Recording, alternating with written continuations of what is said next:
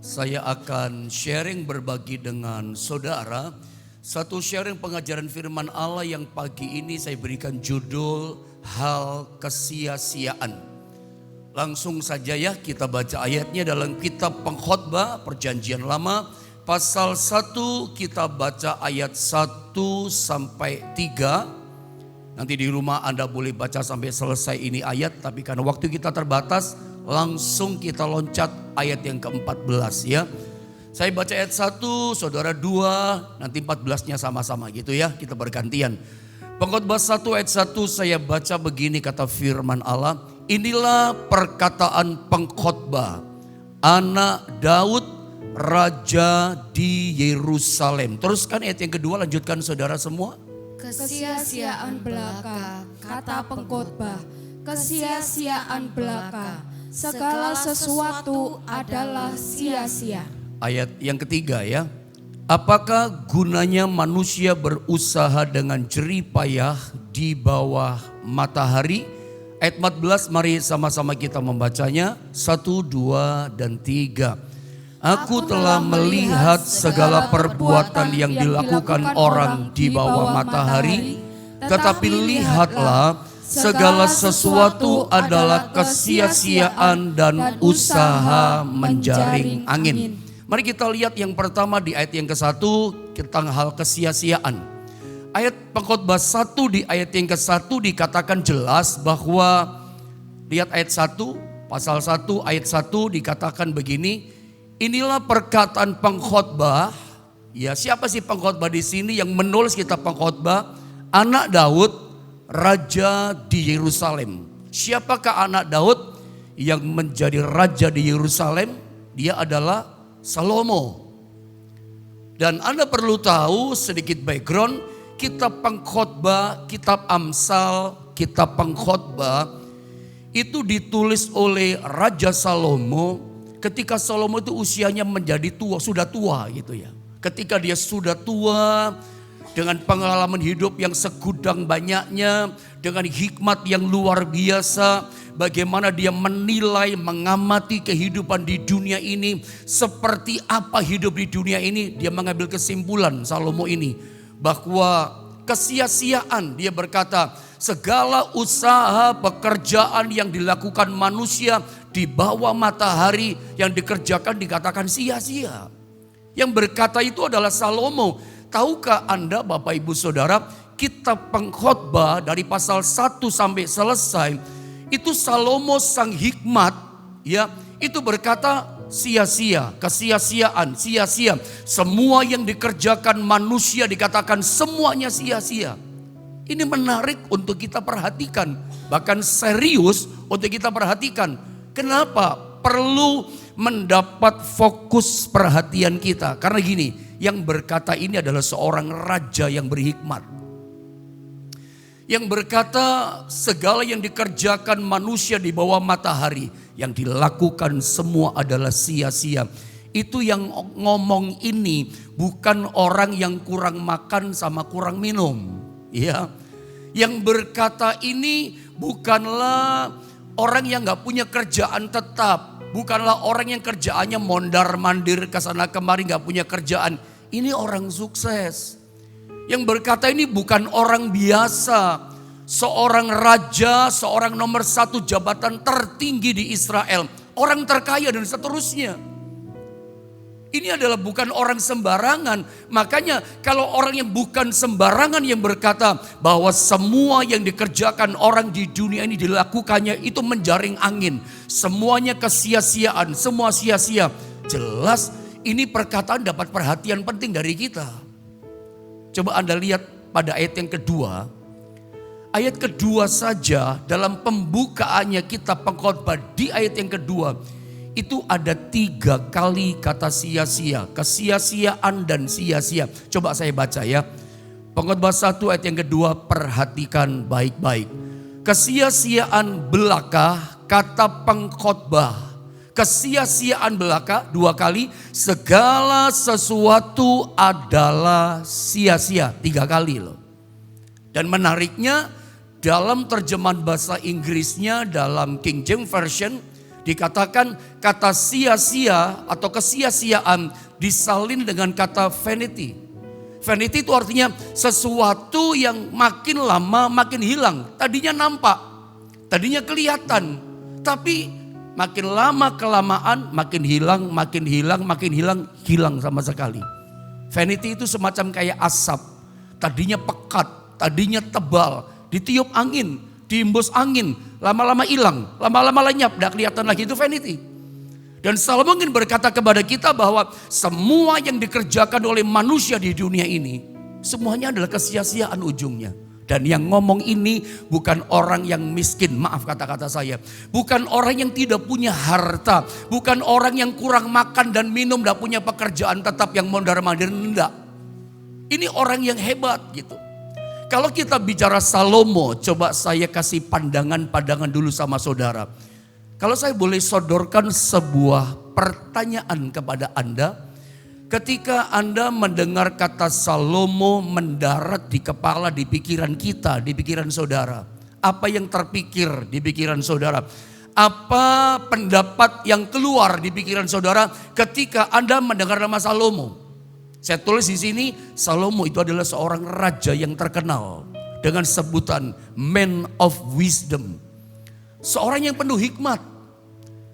Kalau kita dengar nama Salomo, apa yang ada di pikiran saudara? Dia raja. Raja itu kedudukan nomor 1 di sebuah negara. Jabatan tertinggi dan tidak ada yang lebih tinggi dari dia. Dan kalau kita bicara Salomo, dia punya hikmat yang luar biasa. Dia berkuasa karena dia raja. Punya kekuatan segalanya karena dia raja. Kekuatan politik iya, kekuatan prajurit, ekonomi dan seterusnya. Bukan cuma itu.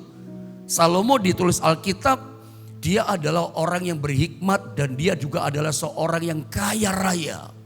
Saya suka ajarkan sama jemaat, saya suka membaca lembaga-lembaga survei. Ada satu lembaga survei yang mensurvei, meriset maksud saya harta kekayaan Salomo. Tanahnya, ladangnya, istananya, apalagi ya, binatang peliharaannya, kuda, lembu, sapi, keledai, untanya, semua binatang peliharaan, semua aset yang dia punya, emas, perak, segalanya yang dia punya. Itu diperkirakan di riset harta kekayaan Salomo, itu kalau dikonversikan dengan kurs sekarang, dolar Amerika, bukan rupiah ya. Saya pun gak bisa ngitung kurs rupiahnya berapa gitu ya. Tapi kalau dikurskan dengan dolar Amerika, diperkirakan kekayaan Salomo itu adalah 2,2 juta triliun dolar Amerika. Triliun dolar saudara ya. Setiap tahun dapat upeti 25 ton emas dari negara-negara jajahannya yang takluk kepada Salomo. Kekayaannya luar biasa, 2,2 juta triliun. Kekayaan orang terkaya di dunia nomor 1 sekarang siapa nama itu? Bernard Arnault. Itu diperkirakan hanya 200 sekian miliar dolar. Masih 200 miliar dolar tapi saudara ya. Itu kalau dijadikan triliun rupiah itu sekitar 2000 triliun sekian. Itu kekayaan Bernard Arnault. Yang kedua Jeff Bezos. Itu 100 sekian, 120-an dolar. Anda lihat kekayaan Salomo itu 2,2 juta triliun. Jauh. Itu kekayaan orang terkaya di dunia. Karena dalam majalah Forbes orang terkaya di dunia itu kan susul menyusul. Dulu Bill Gates nomor 1, sekarang nomor 4. Dulu Jeff Bezos nomor 1, Elon Musk ya nomor 1. Sekarang udah tergeser sama yang namanya Bernard Arnault. Tapi disatukan kekayaannya pun nggak bisa mengalahkan harta kekayaan Salomo. Warisan dari bapaknya kerajaannya Daud, ya itu banyak. Belum lagi emas dari upeti, tanahnya, binatang peliharaannya dan seterusnya. Jadi yang saya mau katakan gini, kalau yang berkata Salomo, orang yang kayanya kayak begini hartanya, hikmatnya pun dahsyat. Ya, dia punya kekuasaan karena raja dia. Dia berkata begini, semua yang dikerjakan manusia adalah sia-sia. Berarti ini serius loh untuk kita perhatikan. Yang berkata bukan orang bodoh, tapi orang yang berhikmat. Yang berkata bukan orang miskin, orang luar biasa. Saya mau berhenti dulu di sini. Saya ajak saudara lihat dulu awal Salomo menjadi raja. Salomo itu diangkat menjadi raja menggantikan Raja Daud. Ketika umurnya belum 20 tahun, umurnya masih belasan. Saya pernah baca, tapi itu pun tafsiran, bisa benar bisa ya. Diperkirakan Salomo menjadi seorang raja itu umur 12 tahun, range umurnya kurang lebih sampai 17 tahun. Antara itu belum sampai 20 tahun, masih remaja, masih muda. Makanya dia sadar dia miskin hikmat, miskin pengalaman. Dan saya pikir Anda sependapat dengan saya. Seorang Salomo yang masih belasan tahun remaja umurnya menggantikan ayahnya seorang raja besar di Israel. Itu tidaklah mudah. Iya kan? Karena Raja Daud seorang raja yang besar yang berhasil membawa bangsa Israel masuk pada masa keemasan, kejayaan, sukses. Dan kita sama-sama tahu menjadi pengganti atau menjadi penerus tidak mudah, akan selalu dibanding-bandingkan. Kayak lagunya anak siapa itu Farel, dibanding-bandingkan. Salomo tahu itu tidak mudah. Dia akan dibanding-bandingkan sama rakyatnya, bagaimana bapaknya memerintah, bagaimana dia memerintah. Dia sadar masih muda, miskin hikmat, miskin pengalaman. Sebab itu kalau kita baca Alkitab, dia datang di Gibeon. Cari Tuhan. Dia mempersembahkan 1000 korban. Singkat kata, setelah dia mempersembahkan 1000 korban, Tuhan berkenan, hati Tuhan disenangkan. 1 Raja-Raja pasal 3 ayat yang kelima, saya potong-potong ayatnya. Tuhan datang kepada Salomo. Saya baca ayatnya saja, Anda simak ini, ikuti saja ya. Di Gibeon, Tuhan menampakkan diri kepada Salomo dalam mimpi pada waktu malam. Apa kata Tuhan? Berfirmanlah Allah, mintalah apa yang hendak kuberikan kepadamu. Itu kata Tuhan. Nah, dengan cepat saya bawa saudara. Ketika Tuhan menawarkan, atau bahasa gini, Tuhan nantang sama Salomo. Salomo, lu minta apa? Yang kau kehendaki apa? Aku pasti berikan kepadamu. Lalu menurut Anda dia minta apa? Dia gak minta harta. Dia gak minta kekayaan. Dia tidak minta supaya lawan-lawan Israel dibinasakan. Tidak, yang dia minta apa? Dia miskin hikmat, makanya dia minta hikmat. Lihat 1 Raja-Raja pasal 3 ayat 9. Salomo ternyata minta hikmat, gak minta yang lain-lain. Saya baca ya ayat 9. Maka ini permintaan Salomo, berikanlah kepada hambamu ini hati yang faham, menimbang perkara, untuk menghakimi umatmu dengan dapat membedakan antara yang baik dan yang jahat. Sebab siapakah yang sanggup menghakimi umatmu yang besar ini? Salomo tahu jadi raja persoalannya banyak, jadi pemimpin. Dia sadar dia butuh hikmat. Bisa menimbang, dia minta hati yang bisa menimbang perkara. Ini baik, ini jahat, ini kamu benar, ini kamu salah. Bisa memilah-milah dengan jeli, dengan detail dan teliti. Itu butuh hikmat. Saya pernah ajarkan sama saudara, hikmat itu orang ketika dia menerima hikmat Tuhan, itu terkesan dia itu jenius. Padahal itu bukan jenius. Jenius itu memang karena dari otaknya ya. Dan dia belajar jadi jenius. Orang kalau punya hikmat Tuhan, dikasih anugerah, kasih karunia. Itu yang dia buat dengan tangannya. Itu yang dia lakukan dalam pekerjaannya. Orang berpikir gini, jenius banget dia. Padahal itu bukan jenius. Dia mah gak jenius, gak pinter-pinter amat dalam sekolahnya. Tapi hikmat Tuhan yang dia diberikan dalam hidupnya. Apapun dia kerjakan, orang nangkepnya jenius banget sih. Jitu banget sih caranya dia kerja.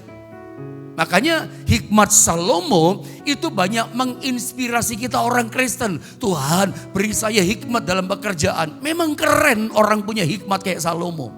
Dia minta hikmat, pertanyaannya apakah dikasih sama Tuhan? Lihat ayat ini. Apakah dikasih? Lihat 1 Raja-Raja pasal yang keempat. Sekarang lihat ayat 29 saudara ya. Saya loncat-loncat sampai 31, 34. Ikuti saja pembacaan supaya nangkep sesuatu yang bagus dalam berita firman Tuhan. Dan Allah dikatakan apa? Dikasih enggak? Memberikan kepada Salomo hikmat, dikasih.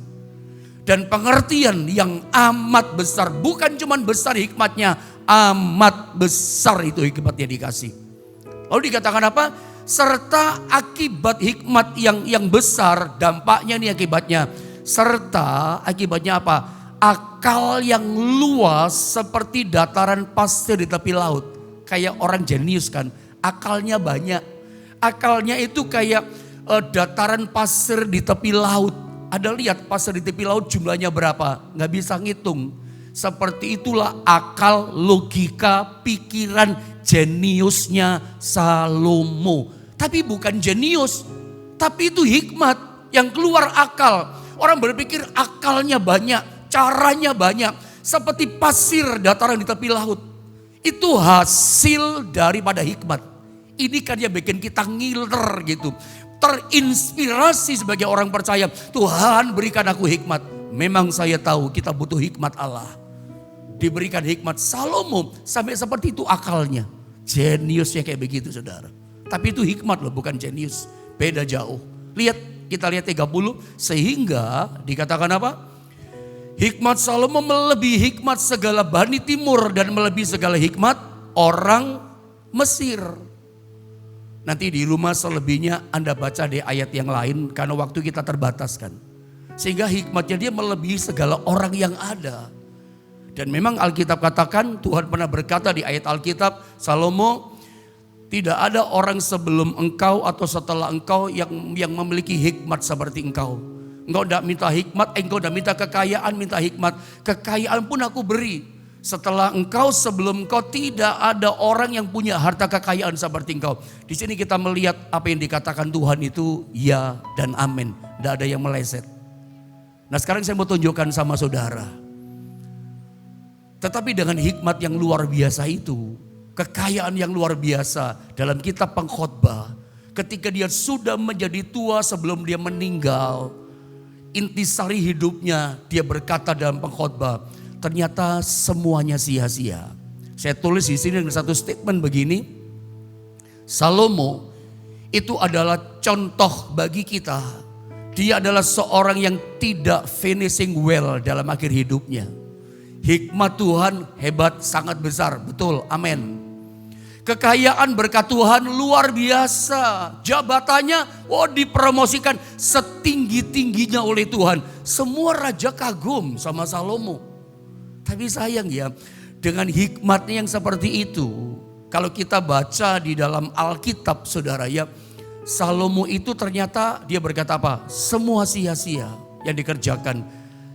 Hartanya, kekayaannya, hikmatnya, ternyata dia berkata apa? Rumah tangganya pun sia-sia. Saya bacakan ayat ini ya. Ini ayat yang menarik ya. Punya hikmat, kekayaan, uang yang banyak kok rumah tangganya gak bahagia, itu bagaimana sih? Sampai dia berkata, kalau bukan Tuhan yang bangun rumah tangganya sia-sia.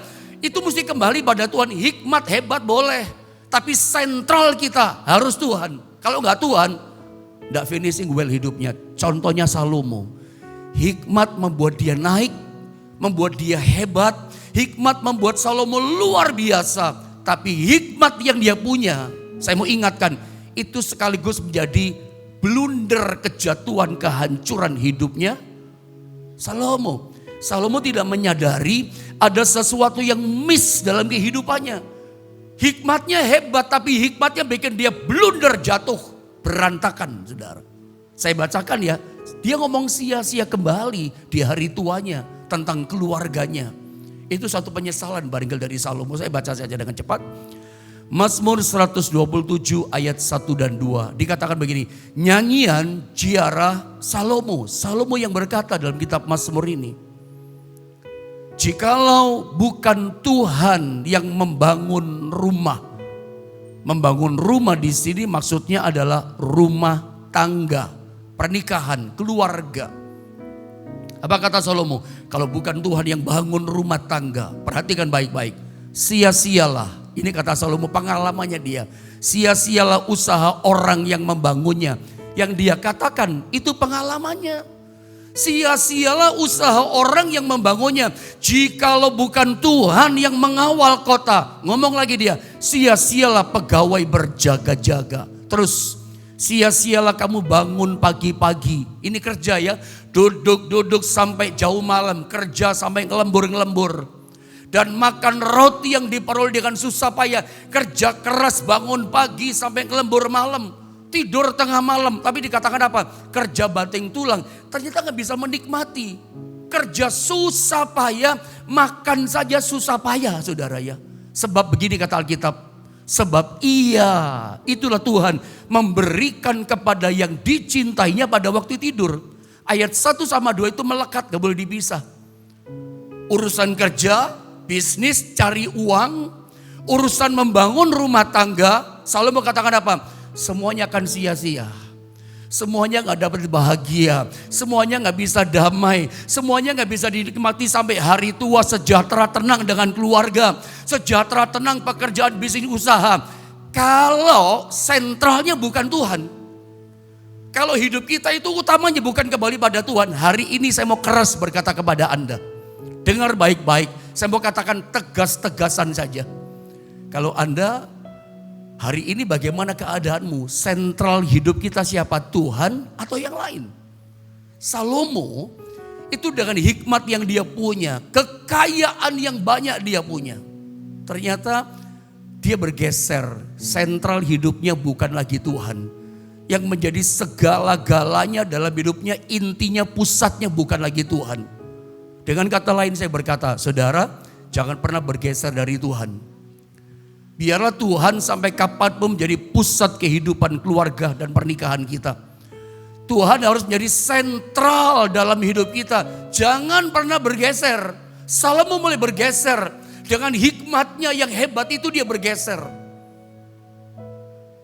Karena hikmatnya ini membuat dia naik sampai gadis-gadis jatuh cinta kepadanya. Banyak wanita-wanita cinta kepadanya. Selain dia kaya, hikmatnya bikin orang kagum. Akalnya banyak.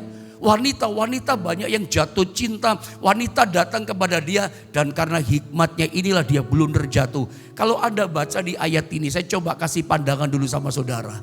Hikmat penting, tapi kalau hidup kita bergeser, Tuhan gak jadi sentral hidup kita, hancur sia-sia semua. Itu maksud saya.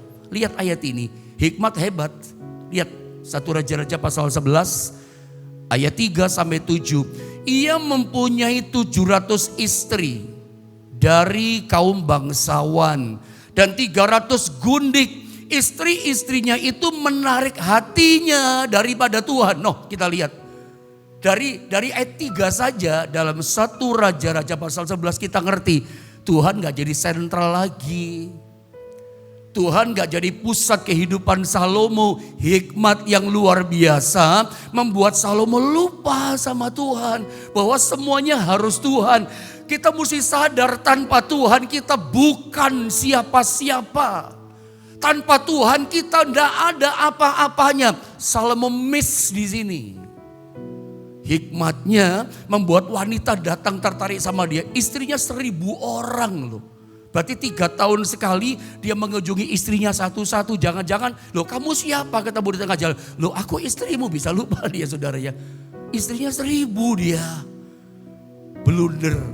Apalagi dikatakan begini. Sebab pada waktu Salomo sudah tua. Nah ini sudah tua. Saudara apa yang terjadi?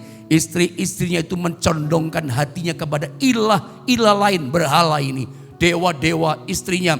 Sehingga ia tidak dengan sepenuh hati. Toh lihat, gak sentral lagi Tuhan. Berpaut kepada Tuhan Allahnya. Seperti Daud ayahnya dibandingkan. Daud sampai mati berkenan kepada Tuhan. Daud sampai mati hidupnya senangkan hatinya Tuhan. Beda. Lihat, demikian Salomo mengikuti Asyitoret, dewi orang Sidon. Dan mengikuti Milkom. Bingung kita ya, kok bisa ya orang hikmatnya kayak begini kok. Kesasar hidupnya di hari tuanya. Tersesat hidup pertumbuhan imannya. Dewa kejijikan sembahan orang Amon. Dan Salomo melakukan apa yang jahat di mata Tuhan. Waduh saudara ya, bingung kita ya, kok bisa ya.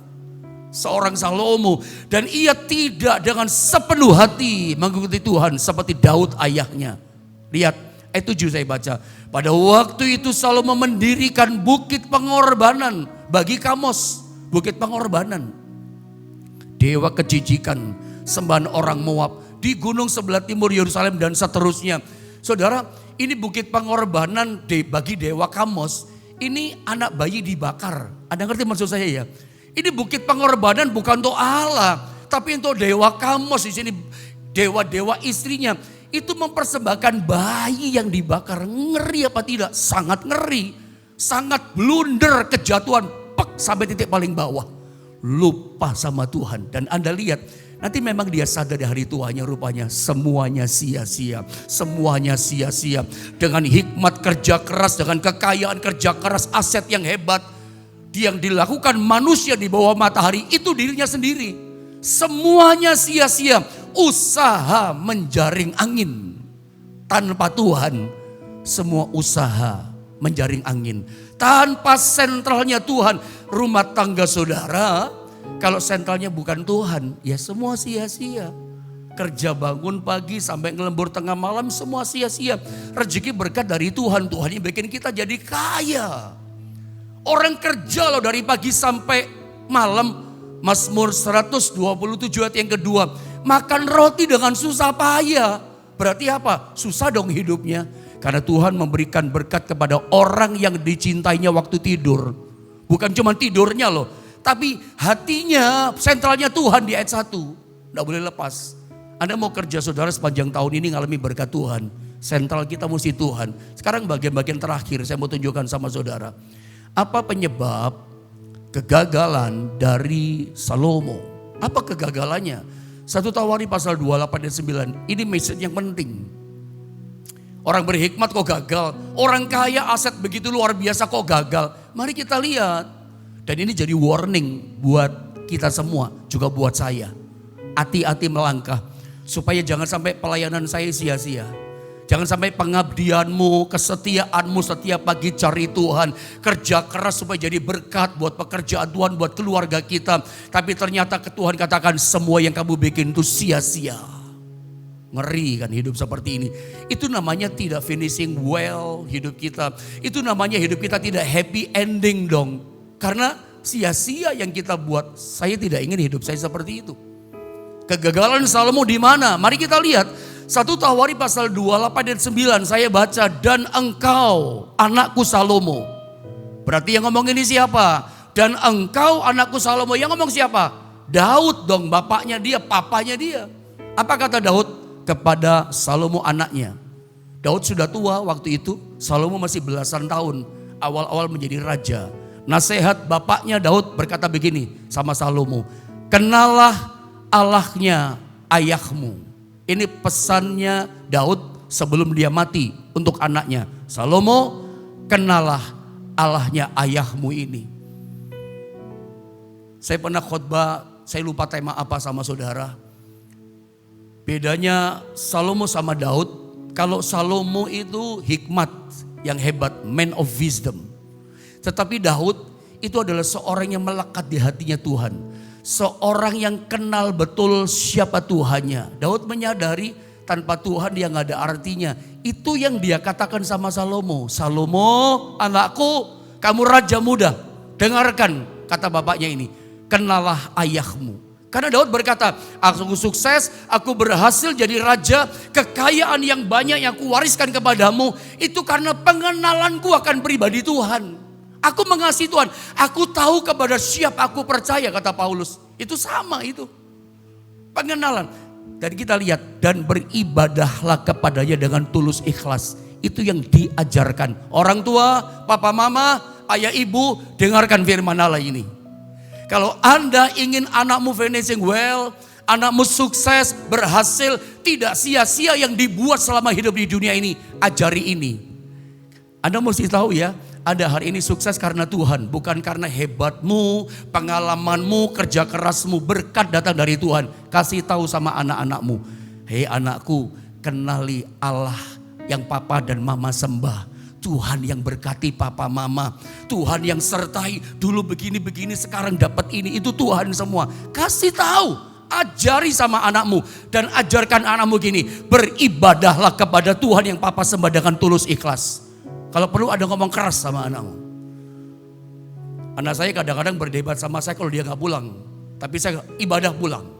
Ya, tapi ada kecuali acara penting, urusan kuliahnya. Tapi selama ibadah. Saya pantau urusan ibadah, walaupun anak pendeta.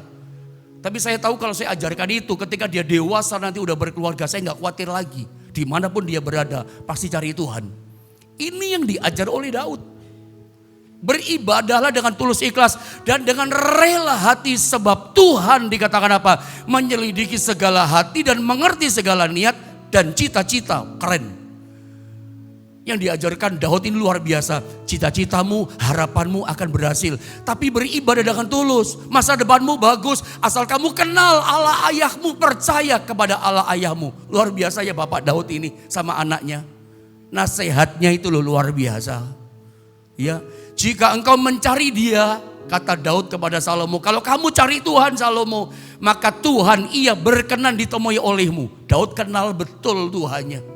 Ya, jelas ini sebuah pengenalan. Tetapi jika engkau, keras ngomongnya si bapak sama anak, tetapi jika engkau Salomo meninggalkan Dia, meninggalkan Tuhan, maka ia Tuhan akan membuang engkau untuk selamanya. Wih, keren.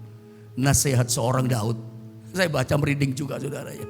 Sebagai bapak saya, punya anak soalnya saya.